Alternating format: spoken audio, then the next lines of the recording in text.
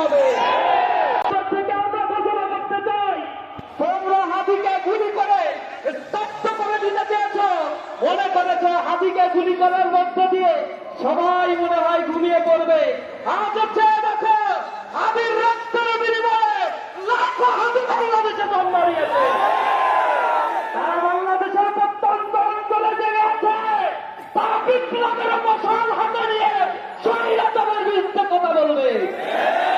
একই বাজারে তারা যতক্ষণ পর্যন্ত জাগ্রত থাকবে, প্রতিটি ঘরে ঘরে একটা হাতি জাগ্রত হবে।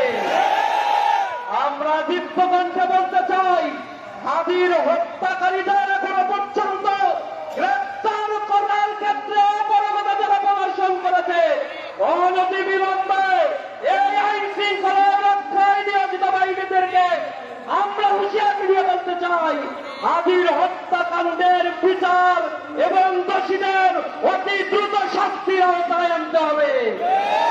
সংগ্রামী বন্ধুগণ, এই বাংলা হচ্ছে সেই বাংলা, যেই বাংলায় আমাদের এখানে মুসলমানদের আগমনের মধ্য দিয়ে লক্ষণ সেন পিছনের দরজা দিয়ে পালিয়ে চলে গিয়েছিল।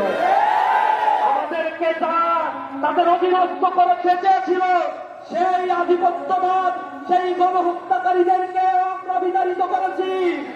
আপনারা জানেন, ব্রিটিশরা যখন এই অঞ্চল শাসন করত, তখন মানুষেরা তাদের স্বাধীনতার জন্য